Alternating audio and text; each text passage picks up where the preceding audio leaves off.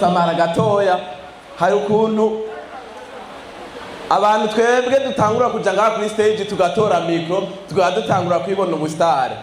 Rero no musi niho nava muhira ndasobeka n'ishati. Rero mvuye muhira nashaka mu mvuga uti satani n'umuja.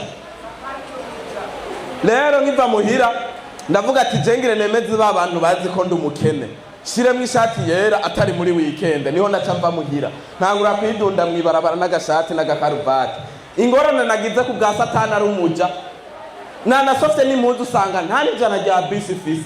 Ariko kuva muhira nahaje n'amaguru kugira nemeza abantu kuva muhira gushika ngaha nta muntu numwe twigeze duhura tuzinanye. Mucarama hariya kuri station gushika ngaha nta muntu numwe twahuye tuzinanye.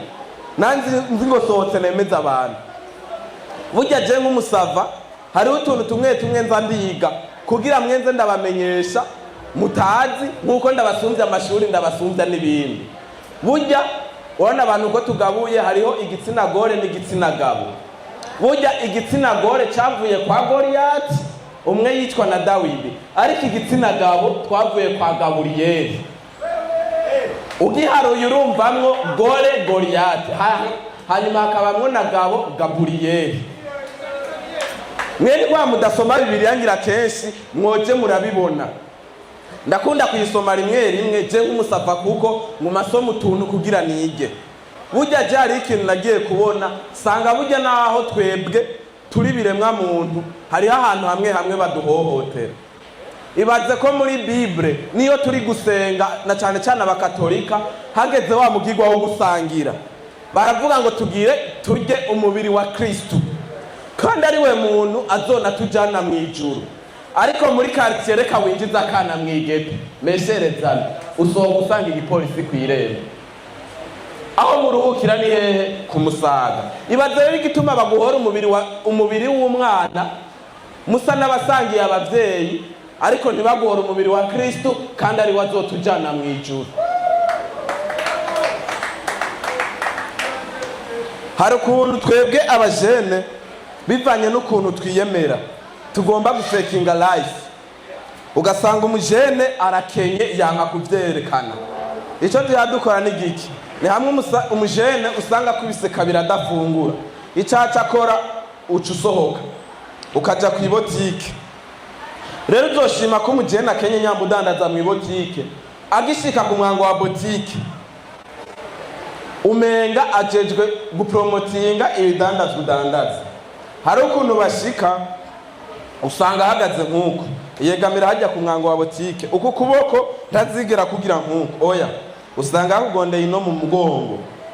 Hakiza umukiriya wumva atangura kwivugisha ngo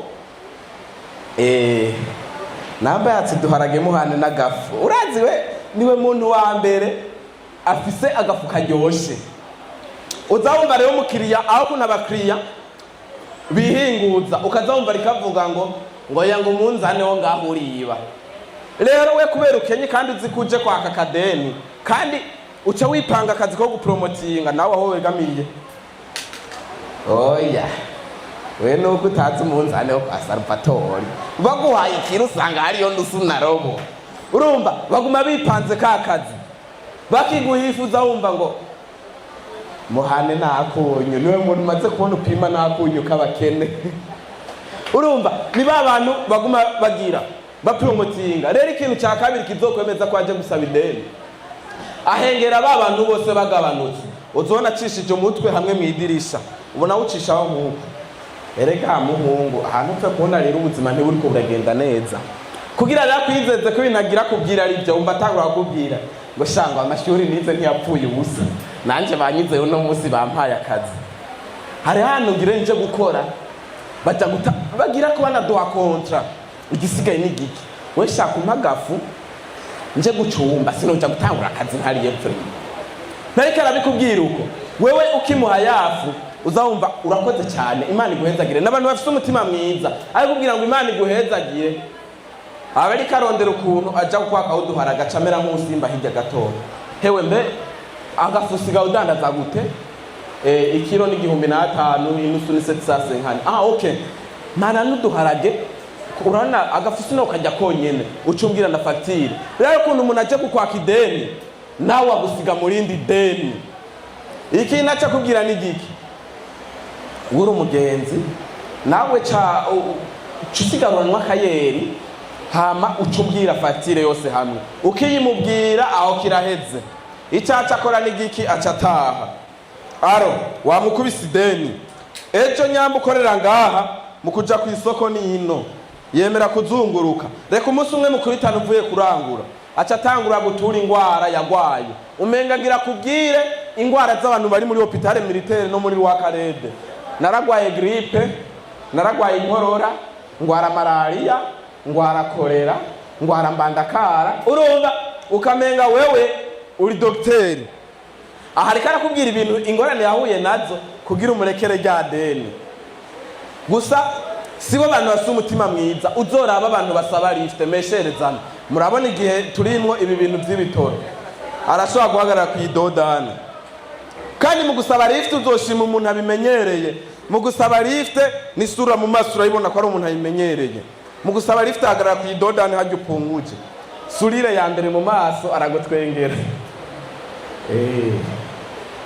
Saba ariko aratwenga akwerekana imbere. We rero bishitse ugaca uhagarara ngo ugira umuhakanire kutari kuraja imbere, nta ngorane, Imana ibahezagire. Ndazi ntimwari kunyima mujyane amahoro. Hama rero reka aca tubirana n'umuha lift. Mucinjira rero mugishika indani usanga yicaye. Rero mugishika akumva imodoka ugasanga rose lift mu modoka ishaje. Gusa we warazi nta modoka afise. Ikintu ca mbere ahera ko umva muri ko muragenda muraciye ku idodane yumva pièce igomvye gukoroka. Uti tumodoka twaje turakomeye kweli. Izi ancien modèle nizo za mbere. Urumva reko uzumva nk'aga pièce gatibutse. Nibo abantu ba mbere uzumva igumire mu modoka ndagatora. Ubwo nyene abakorotse aca gatora gaca kazana. Nawe nkazi niyo pièce itibutse ahantu ayishira. Ikibazo cyo kubaza wumva kubwira ngo izi modoka ziracyari kuri yayandi ngahiga mutaho ko ata modoka urigera utunga, reka kugorana. Yayandi nga ugatumubwira ati ziracyari kuri yayandi. Ubu unye nukuri zigeze ku miliyoni 30. Uzoshima rero ko ari umuntu aje guponda imari umubwiye miliyoni 30 uzava ngo jena ziheruka zikiri ku 10 ngo ibintu bitera biba nabi. Urumva ariko jewe sanzwe nikundira utuyoga. Ibintu byo gusaba lift sindabikunda kuko muzorabe n'imodoka iyo ziborewe haje igitoro kiraborera, imodoka ikubita rivase kubera iborewe. Oni imodoka iborewe ukubise muri rivase iragenda. Rero natwe iyo tuborewe hari ukuntu uhagaze ngaho ugira uja bukutumbera ibarabara ryo hepfo. Okay, uhagarara nk'uko izizana na hari ico banza ukazihagarika ucujabuka ugishika ngaha ucuhagarika izizananye hariya. Rero kubera nawe waborewe bisaba kukubita rivase kugira ujabuke ucugaruka ino ugishika ino. Rero ikintu kiba gisigaye ucuhindukira uko ugenda wese mpaka rya barabara ukarimara. Niwumva rero natwe tuborewe dusigara tugenda nk'imodoka. Iyo tutari muri rivase turiruka ndakubariye. Umunsi umwe je bampaye akazi nja gukora ahantu muri auto-école. Ngiye gukora muri auto-école naye nikundira utuyoga. Baza barama kwigisha après-midi. Umunsi umwe rero ndibagira ko ije nigisha ndagenda nafata ijya mbere ijya kabiri ijya gatatu ijya kane. Maze ijya kane mesherezani. Nza numva barantelefone ati nyaruka ukazi wacerewe. Se mbanza guca hariya kwa nta utuma uwundi mbanza kugira kwa kuntu nkuko. Mejeje nibagira gupfunga itireti y'ipantaro. Icabaye cenge naniruka ku kazi. Rero hari biremwe Imana yaduhaye ngo bizoze kudutirimutsa. Sanga bamaye umukobwa nigisha yambaye akameni kagera mesherezana. Ico bakubwira ini banane mire. Abantu bavukiye ruguru baraza kamara amasenge ukuntu kabagasa. Yari John ya Bajaj. Ndabwira ati we tugire twiga imodoka. Fata vora tugende ndakwereka. Arafata vora turagenda ivi na ivi. Ndabwira tudishitse mu ikorosi. We nturabere vyedo vitesse. We fata vora ushiremwo vitesse uhindukira. Je kwa nari nakunye samarira amaguru y'umwana sinamenya ko muri iyo foro byanse. umukobwa dushitse mu ikorosi yageze ko afata reviendo vitesse numva afashe imwe gwacakwa kumotora icyakurikiye navuga ijinduru yari iva comedian umusafa mukuru w'igihugu wao nasi umusaba amashika umusaba